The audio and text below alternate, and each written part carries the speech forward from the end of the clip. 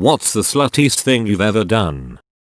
I did this semester in Paris, and we stayed at a place called the FIP. It's like a hotel for traveling class groups from all over the world. Hotel rooms, with classrooms if needed. My group from the US was there for 3 months, but many other groups from nearer countries were on shorter trips, especially week-long, since they often left on Saturdays. Friday nights became the social time when they would hang out at the cafe on the first floor for last night shenanigans. And those did happen. Most of my group was mid-20s, but I was 18 and still figuring out confidence. But I did go there one night, when a group from South Africa was having their last night. I ended up taking one girl back to my room to have some fun. After we were done, she said, "My friend down there really liked you too. You should see if she's still there." I was more than a little flabbergasted, but she was still there. She was more daring me to play with her in semi-public areas before she also came up to my room.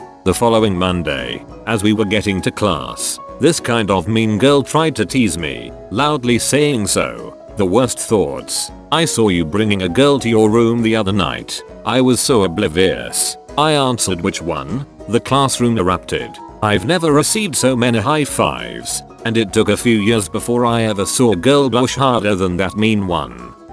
Oh god, this is a tie. Met a girl on Tinder that used to be a stripper and is a current cam girl. Thought she was joking and called her bluff asking to go to the club she used to work at. Went there and had free entry and drinks all night. Went back to my place. She stripped for me. Had some 7 out of 10 sex. Woke up the next morning and she asked if she could use my room to do a cam show. About halfway through her show she walks out and says one of my regulars noticed I was in a different room. I told him I was at a guy's house and he just paid me $100 for you to duck me. I obliged and she gave me $50 of it.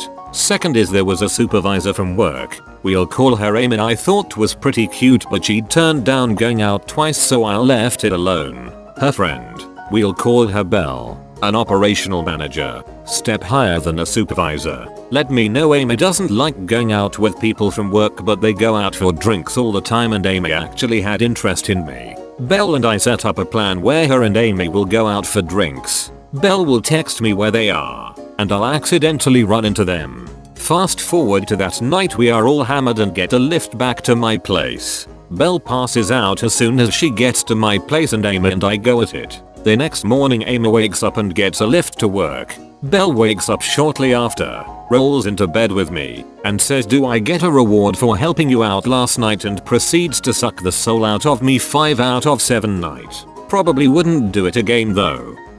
Was at a bar when a girl sat next to me and asked if I wanted to make out.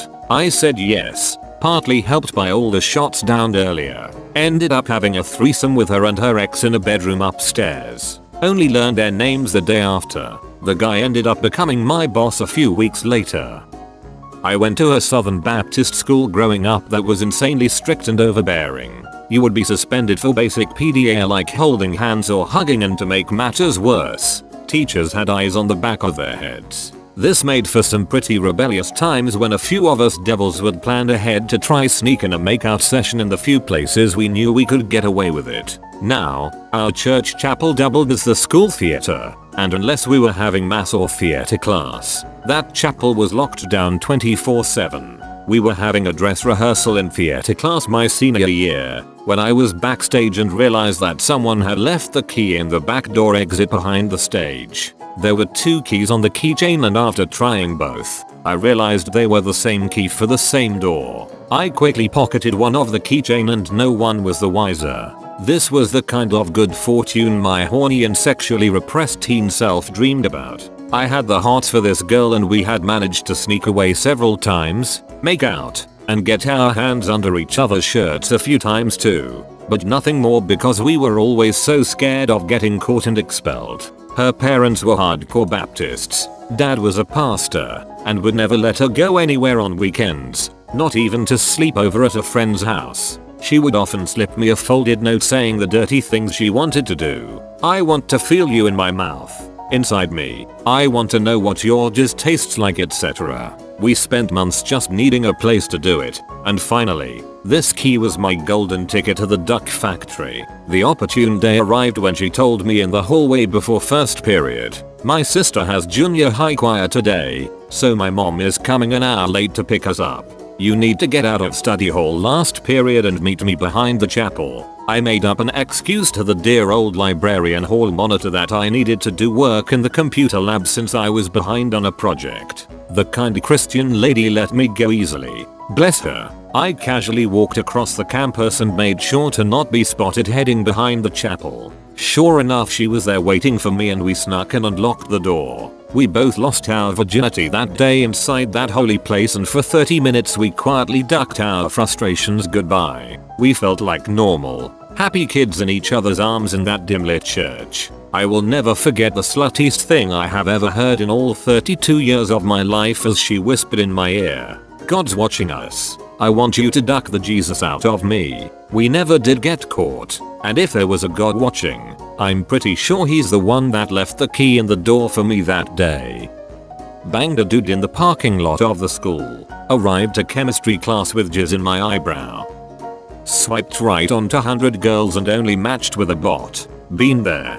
Deleted Tinder. Reinstalled Tinder at a later date. Been there again. Met a girl on Tinder. We went to the mall together.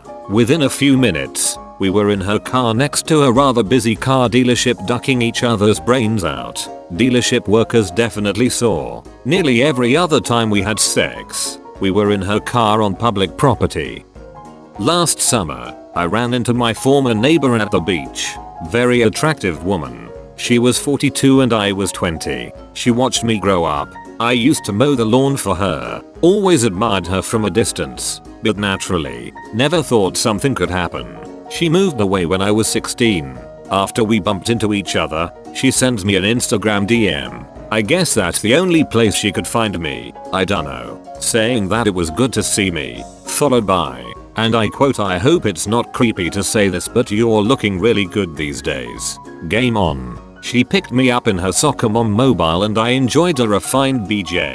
We banged lots. It was unreal. We still talk and send the odd naughty pic, but we both agreed it probably wasn't best to get too attached. TLDR. I had sex with the mom next door. A true Stacy's mom experience that I'll never forget. Edit. More details I guess. We messaged for about 3 days after the run-in at the beach. On the third night, it went down. She couldn't wait though. Took me straight into a kiss. Drove to her house and the rest is history. She knew what she was doing in every regard. The best part was that she had a bunch of the adult gossip from the other neighbors on our old street with whom I'd never really interacted. I learned that John, the guy who's always fixing bicycles, was gay and religious. He is also South African, but that's not relevant to the point. Painting a picture.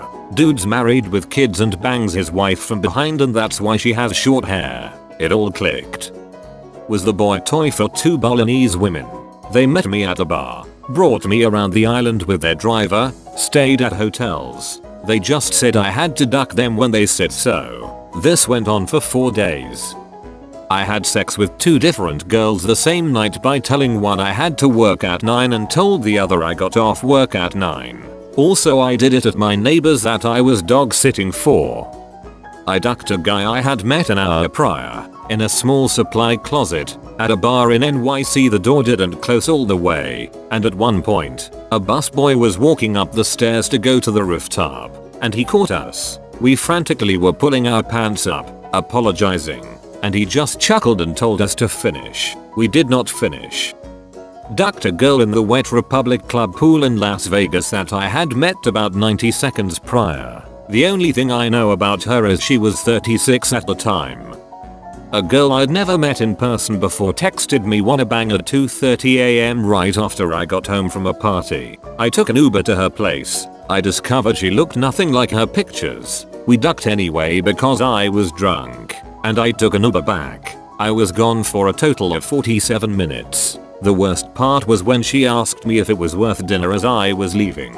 I thought she was joking, so I just laughed. She looked at the floor and said, "Oh, never mind. I didn't think so anyway," in the most dejected voice. I felt really bad about that. Met a guy at a party, went back to his place. We started having sex and he suddenly started crying and talking about his ex. He locked himself in the bathroom. His roommate shows up a minute later and I duck him instead, before going back to the party. I've been having a sexual relationship with my boss for the last 6 months or so. We're both single, and I'm his kid's nanny. I once got a BJ in the back of my parents' car while my parents were driving. The girl was pretending to be asleep on my lap. Some girl offered to blow me if I bought her cookies from McDonald's. Got a $1.07 BJ that night. I felt pretty grimy after that.